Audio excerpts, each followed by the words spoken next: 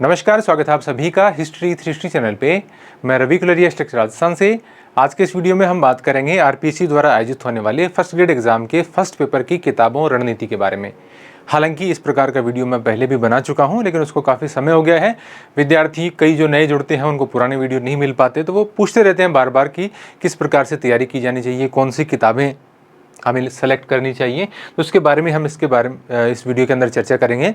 तो ऐसी बहुत सारी किताबें आजकल आती हैं, क्योंकि पिछली बार जब एग्ज़ाम हुआ था तब तो एग्ज़ाम की जो वैकेंसी का जो नोटिफिकेशन आया था और उसके एग्ज़ाम डेट के बीच में काफ़ी कम समय था, तो उतनी ज़्यादा किताबें नहीं आ पाई थी। इस बार आप देखेंगे कि बहुत सारे पब्लिकेशंस की अलग अलग किताबें आती हैं, तो उन सब किताबों के बारे में जान पाना बहुत मुश्किल होता है। कई बार हो सकता है कोई नई लेखक ने, नए प्रकाशक ने किताब निकाली हो और उसकी मुझे जानकारी नहीं हो और मैं जिन किताबों की बात कर रहा हूँ उससे वो बेहतर हो, तो ऐसा संभव हो सकता है। तो मैं ये नहीं कहता कि यही कोई अंतिम बात होगी जो मैं कह रहा हूँ। हो सकता है आपको कोई और टीचर या कहीं और से किसी अच्छी किताब के बारे में इन्फॉर्मेशन मिल जाए, तो आप उसको भी आप देख सकते हैं और उसके हिसाब से अपनी किताबों का चयन कर सकते हैं। जैसा कि आपको पता है कि फर्स्ट पेपर के अंदर 75 क्वेश्चन आते हैं और उन 75 क्वेश्चन के लिए अलग अलग प्रकार के काफ़ी सारे पार्ट हैं। पार्ट वाइज हम बात करेंगे किसके कितने क्वेश्चन आते हैं और उसके लिए कौन कौन सी किताबें आपके लिए दी जानी चाहिए। अब देखो, सबसे पहले जैसे इतिहास की हम बात करें तो इतिहास के 15 क्वेश्चन आते हैं और इन इतिहास के आपका जो सिलेबस है उसके अंदर आपका राजस्थान का इतिहास भी है, भारत का इतिहास भी है और राजस्थान की कला संस्कृति का भी थोड़ा मैटर उसके अंदर दे रखा है, जिसके लगभग 2 क्वेश्चन आते हैं। तो ऐसा करके इसके लगभग 15 क्वेश्चन पूछे जाते हैं। अब राजस्थान इतिहास, कला संस्कृति, भारत का इतिहास, उसकी सामूहिक एक गाइड के रूप में यदि आप देखना चाहें तो उसके अंदर एक तो पवन भंवरिया की आती है, नाथ पब्लिकेशन की किताब। एक पप्पू सिंह प्रजापति ने भी पीछे किताब निकाली थी, उसमें भी ठीक मैटर दे रखा है। या इसी प्रकार के कोई और पब्लिकेशन की किताब भी हो सकती है, क्योंकि सभी अपनी तरफ से अच्छी किताब निकालने की कोशिश कर सकते हैं, करते भी हैं और आती भी हैं किताबें। जैसे और भी बहुत सारी पब्लिकेशन अलग से किताब निकालते हैं। या सिंगल गाइड के रूप में यदि आप देखना चाहें तो जैसे सिंगल गाइड पैनोरमा की भी आती है, नाथ वालों की भी पता नहीं, फर्स्ट ग्रेड मैंने याद नहीं मुझे। लक्ष्य मैंने देखी थी, पैनोरमा मैंने पिछली बार देखी थी और भी पब्लिकेशंस की आती होगी, लक्ष्य और मैं देखी थी। इस प्रकार की एक गाइड आप रख सकते हैं साथ में, ताकि एक जगह आपको पूरा मिल जाए। अलग अलग पार्ट में बेहतर आप देखना चाहें तो मैं आपको किताबों को सजेस्ट कर रहा हूँ यहाँ पर। तो नाथ पब्लिकेशन की किताब पवन भंवरिया सबसे ज़्यादा यही चलती है। पप्पू सिंह प्रजापति ने भी पीछे एक किताब निकाली है। गणित और रीजनिंग में भी जैसे यहाँ पर फिर से उसी पब्लिकेशन का नाम आ रहा है, नाथ पब्लिकेशन की जितेंद्र फैनिन की एक किताब आई है। अवनी पब्लिकेशन में नकुल पारिक की एक किताब आती है। यह एक यूएस शेखावत, अभी कौन से पब्लिकेशन की किताब मुझे याद नहीं है, क्योंकि मैंने किसी विद्यार्थी को पढ़ने के लिए दे दी थी तो मेरे पास है नहीं, तो वो किताब है। ये इस प्रकार की कोई किताब आप ले सकते हैं। या आजकल किसी और ने अलग किताब निकाल दी तो मुझे मालूम नहीं। मैंने इन किताबों को देखा था और जो गाइड के अंदर मैटर दिया हो तो उनमें से आप इन किताबों में से चयन कर सकते हैं, कोई दिक्कत वाली बात नहीं है। इसमें ज़्यादा क्या है कि आपको बेसिक समझ में आ जाए। अब इसको पढ़ना कैसे है, आर्ट के विद्यार्थी किस प्रकार से करें, उसकी हम चर्चा करेंगे। इसमें आप जितनी ज़्यादा प्रैक्टिस करोगे उतना ज़्यादा आपके लिए बेटर रहेगा। हिंदी के अंदर देखो, एक 9 से 12 में राजस्थान बोर्ड की एक हिंदी की किताब चलती थी व्याकरण की, वो किताब आप पढ़ सकते हो, उसमें कोई दिक्कत वाली बात नहीं है। या जैसे और तो वो ज़्यादा डिटेल वाली हो जाती हैं, राघव प्रकाश की बात करें इस प्रकार से, और कोई KR महिया की इस प्रकार की कुछ किताबें आती हैं, तो वो आपके पास पहले से हैं। सेलेक्टेड 5-4 टॉपिक हैं अपने, उसमें से देखना चाहें तो देख सकते हैं। लेकिन आप यदि पुराने प्रश्न हल कर लें और ये 9 से 12 राजस्थान बोर्ड वाली किताब पढ़ लें तो उससे भी आपका काम चल जाता है।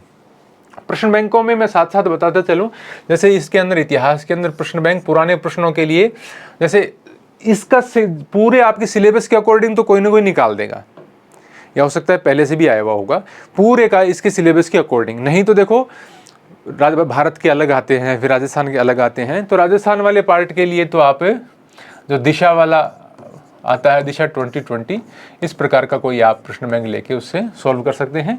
नहीं हो सकता है कोई ना कोई पब्लिशर जब भर्ती आएगी तो इसके पूरे सिलेबस के अकॉर्डिंग कोई प्रश्न बैंक निकाल दे, तो वो भी आप एक बार चेक कर लेना, वो जब आएगा तब मैं बता दूंगा। इसके अंदर अलग से कोई प्रश्न बैंक आता है ऐसा मुझे पता नहीं, लेकिन वैसे तो जैसे दिशा वालों के सारे प्रश्न बैंक आते हैं इस प्रकार से, तो उसमें से भी आप कुछ क्वेश्चन देखना चाहें तो देख सकते हैं। नहीं तो आप जो सवाल आपकी बुक के अंदर दिए गए हैं उनसे ही प्रैक्टिस कर सकते हैं। हिंदी में भी इसी प्रकार से आपको एक प्रश्न बैंक है जैसे दिशा 2020, क्योंकि ये जो पब्लिकेशन है वो प्रश्न बैंकों पर ही ज़्यादा काम करता है, तो ये अपडेट करते रहते हैं, तो इसलिए इसको रिकमेंड कर रहा हूँ। बाकी और भी कोई पब्लिकेशन का आपके पास प्रश्न बैंक है, कोई दिक्कत नहीं है। कोई और पब्लिकेशन यदि अच्छा प्रश्न बैंक निकालता होगा, मुझे पता चलेगा, तो मैं उसके बारे में भी आपको जानकारी दूंगा।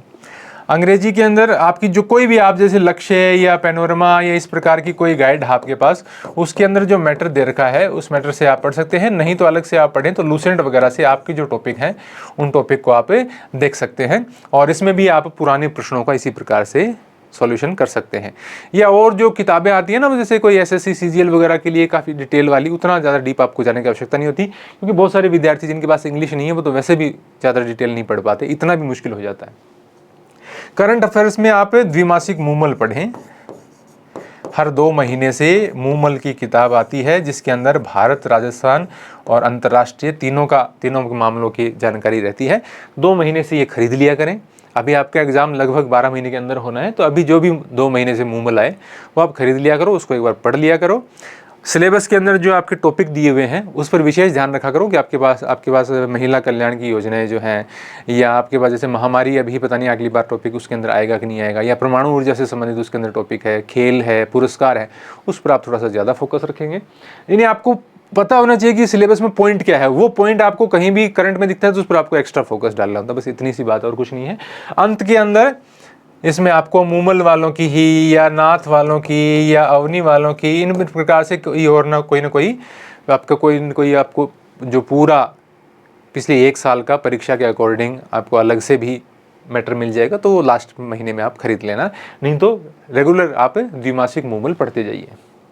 विज्ञान के अंदर देखो, राजस्थान बोर्ड की पुरानी किताबें आती थी 9वीं 10वीं की, उसके अंदर ये मैटर मिल जाता है, लेकिन वो किताबें जल्दी से मिलती नहीं विद्यार्थी के पास, पहले जो चलती थी उसमें क्या है कि थोड़ा सा अच्छे तरीके से मैटर दिया हुआ था। अभी भी जो एनसीईआरटी की किताबें हैं उसमें भी आपके टॉपिक लगभग मिल जाते हैं 9वीं 10वीं के अंदर, नहीं तो आप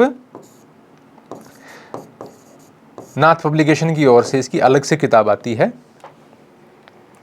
अब देखो, कई बार विद्यार्थी ये भी सोचते हैं कि बार बार पब्लिकेशन राजस्थान में इतने, ये नाथ का नाम क्यों लिखता है, क्योंकि पिछले 2-1 सालों में इन्होंने हर जो ये ज़्यादा इन्होंने शुरू किया। पहले सिंगल गाइड का ज़्यादा प्रचलन था, लगभग हर जो आप क्या कहें, हर सब्जेक्ट के लिए विशेषज्ञों द्वारा अलग अलग किताबें तैयार की, और वो फॉर्मेट है वो विद्यार्थियों में लोकप्रिय भी हुआ है, तो उसके कारण वो प्रत्येक जो पार्ट आपका निकल के आता है वो थोड़ा सा एक्स्ट्रा ध्यान से तैयार किया हुआ निकल जाता है। इसलिए तो आजकल कुछ और पब्लिकेशन भी ऐसा काम करने लगे हैं, और हो सकता है कोई पब्लिकेशन इससे भी बेहतर करने लग जाए, तो हम इसका नाम मिटा देंगे, कोई दूसरे का लिखने लग जाएंगे।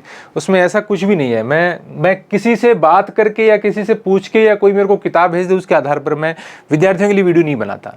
प्रकाशक, लेखक क्या करते हैं, कौन है, मुझे कोई मतलब नहीं है, मैं वीडियो विद्यार्थियों के लिए बनाता हूं। तो आप उसमें कभी भी मत सोचना कि ये किसी पब्लिकेशन का नाम 2 बार आ गया, या उसका आया नहीं, या इसका नहीं आया, उसका मुझे कोई लेना देना नहीं है। राजनीति विज्ञान के लिए देखो, या तो आप एक परीक्षा वाणी बौद्धिक प्रकाशन की किताब आती है उससे नोट्स बना सकते हैं यदि आप नोट्स बनाने की इच्छा रखते हैं तो, या आपके पास जो भी गाइड है उसके अंदर जो मैटर दिया गया है वो पढ़ सकते हैं। पिछली 2 बार से ऐसे प्रश्न आए हैं कि उसमें से 2-3 प्रश्न बहुत ज़्यादा कठिन हो जाते हैं, जो छूट जाते हैं, तो छूट जाएं, बहुत ज़्यादा डिटेल में आपको घुसने की आवश्यकता नहीं है।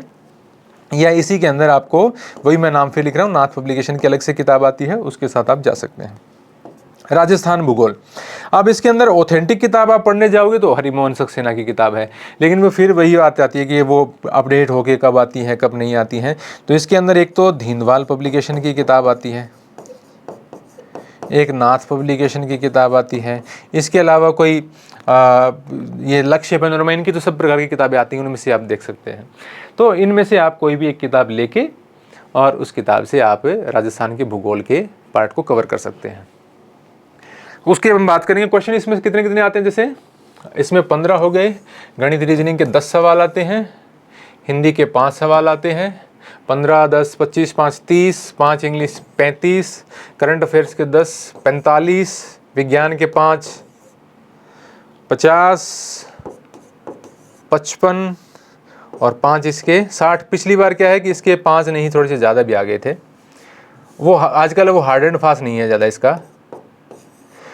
8 9 भी आ गए, 10 भी आ गए कभी, क्योंकि उसमें से कम कर दिए थे। जो शैक्षिक प्रबंधन वाला पॉइंट था ना, उसमें से कम कर दिए उन्होंने, 10 ही दिए, तो इसमें से बढ़ा दिया, एक करंट का ज़्यादा आ गया, तो ऐसे आते रहते हैं, उसमें कोई वो वाली बात नहीं है।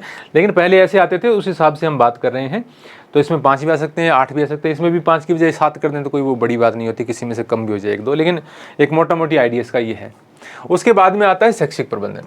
लेकिन अभी जैसे हमने पीछे एक वो नोटिफिकेशन देखा था, गजट नोटिफिकेशन, उसके अंदर ये था कि साइकोलॉजी को भी फर्स्ट ग्रेड के पेपर में जो पहला पेपर है उसके अंदर दिया जाएगा, सेकंड पेपर के बजाय। तो मुझे लगता है कि अब की बार जो सिलेबस आएगा उसके अंदर आपको फर्स्ट पेपर के अंदर शैक्षिक प्रबंधन और साइकोलॉजी दोनों का मिक्स वहाँ पर आपको देखने मिलेगा। तो मेरे हिसाब से इन दोनों को मिला के अब की बार फिर 15 क्वेश्चन आएंगे, ऐसा मुझे संभावना लगती है। जिस हिसाब से उन्होंने जो जारी किया था उसमें ऐसा ही प्रतीत होता है कि शैक्षिक प्रबंधन और साइकोलॉजी दोनों फर्स्ट पेपर में, प्रबंधन तो था ही, साइकोलॉजी भी फर्स्ट में होगा, और इन दोनों को मिला के 15 क्वेश्चन आएंगे, ऐसा मुझे लगता है। तो इसके लिए किताबें, जैसे शैक्षिक प्रबंधन अलग से था, तो जैसे कलाम पब्लिकेशन की किताब आती थी SS यादव जी की, और या फिर एक राठ से अजय जखराना की किताब आई थी, राठ पब्लिकेशन की वो किताब, या कोई भी अवनी पब्लिकेशन से किताब आई थी, नाथ से किताब आई थी, इस प्रकार की सारी पब्लिकेशन की। पिछली बार इनमें से कोई भी पब्लिकेशन हो, लगभग से अच्छे खासी संख्या में प्रश्न मिले थे। अवनी से भी मिले थे, नाथ से भी मिले थे, राठ से भी मिले थे, कलाम से भी, सबसे मिले थे। कलाम ज़्यादा डिटेल वाली थी, लेकिन उसका उतना फ़ायदा नहीं हुआ जितना होना चाहिए था। बाकी पब्लिकेशन की किताबों से भी जो पतली थी, जैसे अवनी की पतली सी किताब थी, नाथ की पब्लिक सी किताब थी, लेकिन उनसे प्रश्न मिले हैं। तो ऐसा कोई हमेशा ये नहीं होता कि कोई ज़्यादा भारी किताब है तो उसी से ज़्यादा प्रश्न आएंगे। तो इनमें से आप कोई किताब लेके जा सकते हैं। साइकोलॉजी के अंदर जैसे अब इसका कितना वेटेज रहेगा ये देखना पड़ेगा, क्योंकि पिछली बार जो आप सेकंड पेपर में आता था तब तो इसका वेटेज थोड़ा ज़्यादा रहता था। अब इसके अंदर कितना रहेगा उस पर डिपेंड करेगा। यदि वेटेज कम रहता है, इन दोनों को मिला के 15 प्रश्न देंगे, तो आपको साइकोलॉजी थोड़ी शॉर्ट में ही पढ़नी पड़ेगी।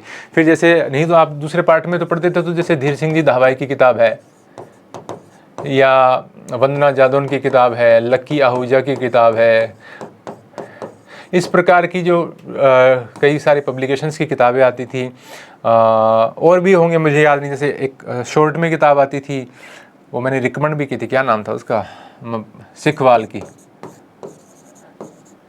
एक नाम मैं और भूल रहा हूँ, कौन सा पब्लिकेशन था, उसकी किताब बहुत अच्छी थी, नाम भूल रहा हूँ उसका, नीला सा कवर था। अब देखो मेरे को याद नहीं आ रहा, फिर वो कहेंगे कि छोड़ दी किताबें। विद्यार्थी कहते हैं कि आपने पहले रिकमेंड की थी, अब छोड़ दी। चलो अब नहीं याद आ रहा तो नहीं आ रहा, लेकिन ज़्यादातर इस प्रकार की किताब है। अब जैसे ये डिटेल में किताब है, लेकिन इसका यदि वेटेज कम कर दिया जाता है तो निश्चित रूप से ये किताब किस रूप में आएगी फिर वो देखना पड़ेगा। टॉपिक कौन कौन से देंगे वो देखना पड़ेगा। पूरा डिपेंड करेगा, जब आपकी भर्ती आएगी और उसका सिलेबस आएगा तो देखना पड़ेगा साइकोलॉजी को किस हिसाब से अंदर पेपर 1 के अंदर घुसाते हैं, क्या उसका वेटेज वगैरह रहने की संभावना बनती है, क्योंकि अलग अलग बताते नहीं आजकल कि किस पार्ट से कितना पूछा जाएगा। लेकिन यहाँ इसके साथ घुमाते हैं तो फिर यही संभावना बनेगी कि इन दोनों का मिलकर 15 क्वेश्चन आए। फिर आपको मार्केट के अंदर ऐसी किताबें भी हो सकता है देखने को मिल जाएंगी जिसमें शैक्षिक प्रबंधन और साइकोलॉजी का मिक्स आ जाए, कोई ऐसी किताबें भी देखने को मिल सकती हैं। तो ये सारा कुछ उस पर निर्भर करेगा। तो 15 क्वेश्चन इसके हो गए, तो ये लगभग मेरे हिसाब से जोड़ ठीक ही बैठ रहा है। 15 दूनी 30, 40, 50, 60, 65, 70, 75, ठीक है। तो ये आपका ये हो गया। अब इसके अंदर आपको तैयारी कैसे करें। बहुत सारे विद्यार्थियों की क्या समस्या होती है, समस्या आती है भाई अंग्रेजी में, गणित में और विज्ञान में। गणित रीजनिंग दोनों साथ मान लो इसको, विज्ञान में। आप जिसके पास ये सब्जेक्ट अपने BA BSc में नहीं है, किसी ने आर्ट का विद्यार्थी है और यदि उसके पास अंग्रेजी भी नहीं है, तो फिर उसको इस तीनों में बहुत मोटी समस्या उसके हो जाती है। अब तीनों में 15, इसमें 10, 5, 20 क्वेश्चन हो गए।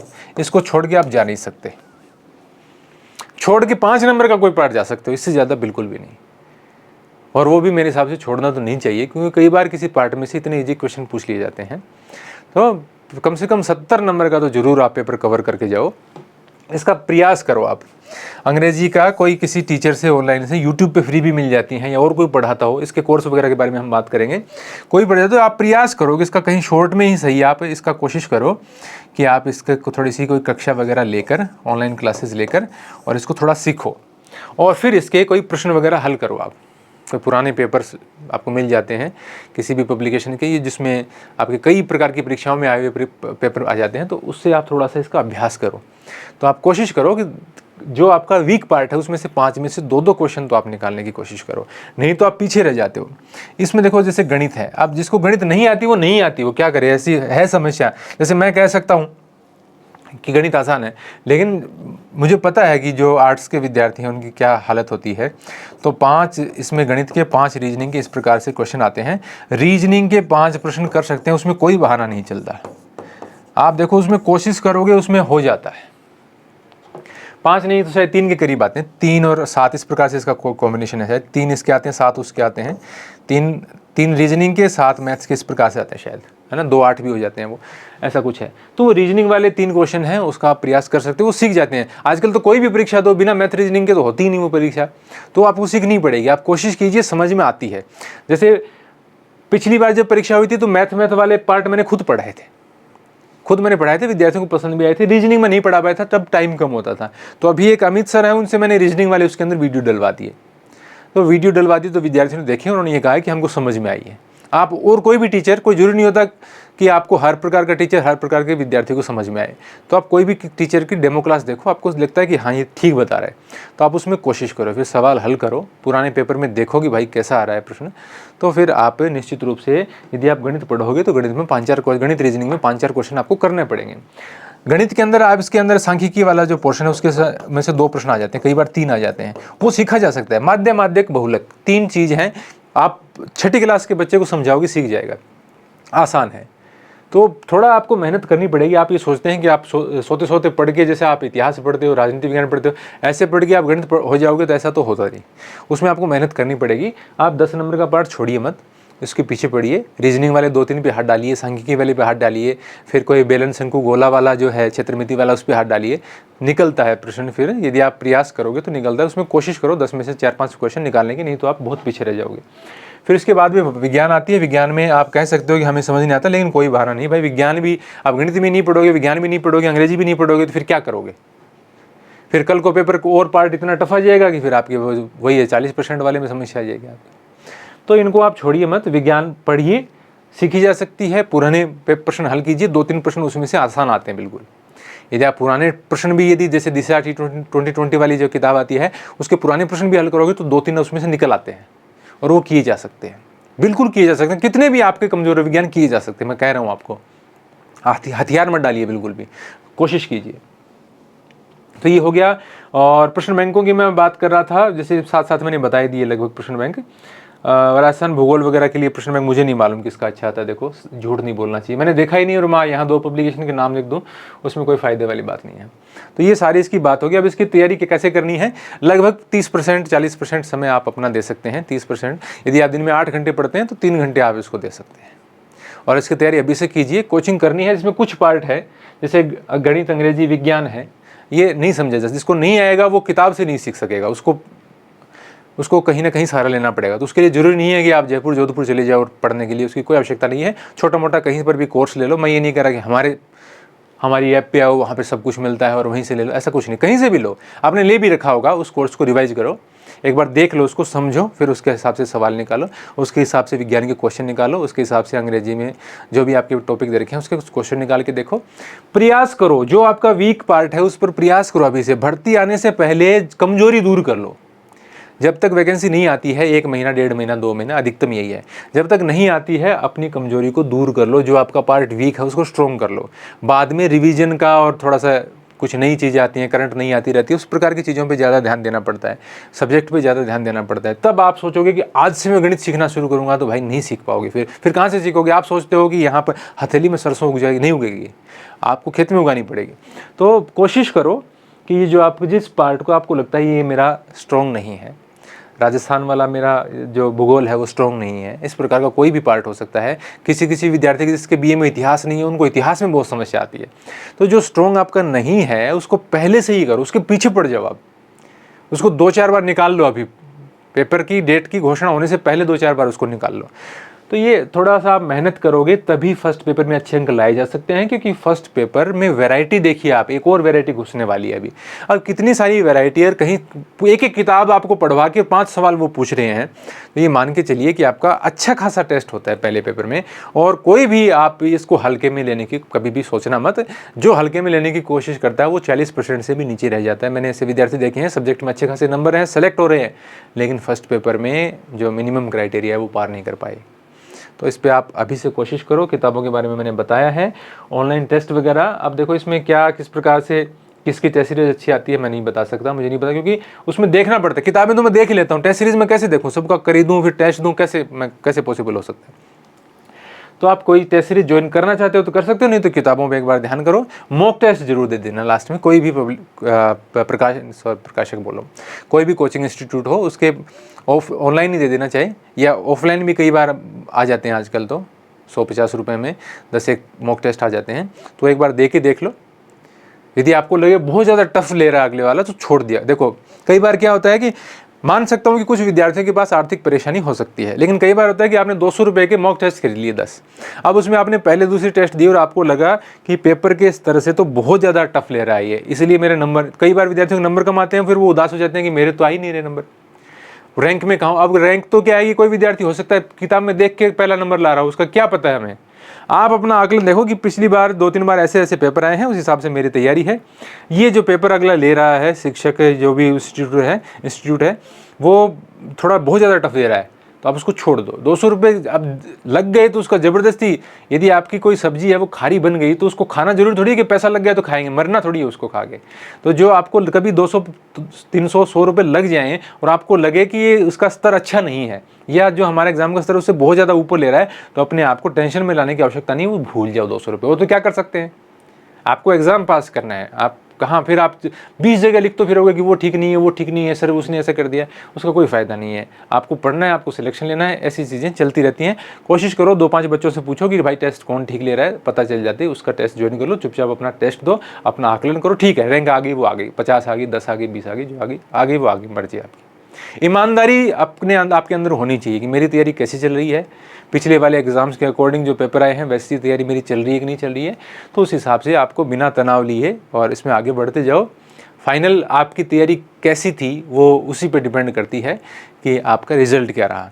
और रिजल्ट में पीछे कुछ विवाद हो जाएगा कह देंगे तो काफ़ी ज़्यादा, आपको पता ही क्या क्या हुआ। अब ऐसा ही भर्ती में हुआ तो वैसा इसमें नहीं हुआ होगा, पिछली भर्ती में ऐसा बिल्कुल भी संभव नहीं है। इसमें चोर लगे हैं, मतलब 30-40% जरूर इसमें फर्जीवाड़ा जरूर इसके अंदर घुस गए लोग।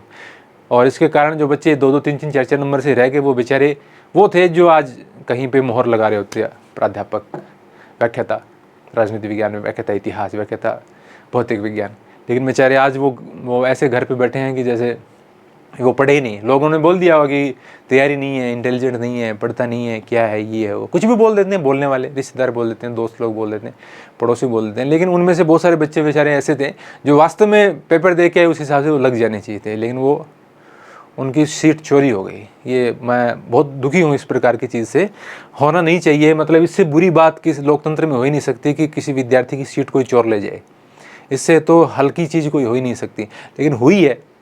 उम्मीद करते हैं कि दोबारा ऐसा नहीं हो विद्यार्थियों के साथ। और जो विद्यार्थी जेन्युइनली पढ़ाई करते हैं, अपने दिन रात एक करते हैं, सालों की अपनी मेहनत है, पैसा लगाते हैं, लोगों के खुद के सपने हैं, माँ बाप के सपने हैं, उनको पूरा करने के लिए मेहनत करते हैं। और जब ऐसे चोरी होती है तो मतलब ये डकैती है, ये एक प्रकार की, ये नहीं होनी चाहिए। उम्मीद करते हैं ऐसा नहीं हो। जितनी भी पोस्ट आएँ उस पर जेन्युइनली जो बंदे हैं जिन्होंने तैयारी की है, कंपटीशन होता है उसमें कुछ बहुत सारे विद्यार्थी रहेंगे, वो कुछ विद्यार्थी सेलेक्ट होंगे, वो जचता है, दिल में तसल्ली होता है कि ठीक है भाई मेरी तो तैयारी थोड़ी कम थी, कोई बात नहीं, नेक्स्ट टाइम देखेंगे, नहीं कुछ और करेंगे।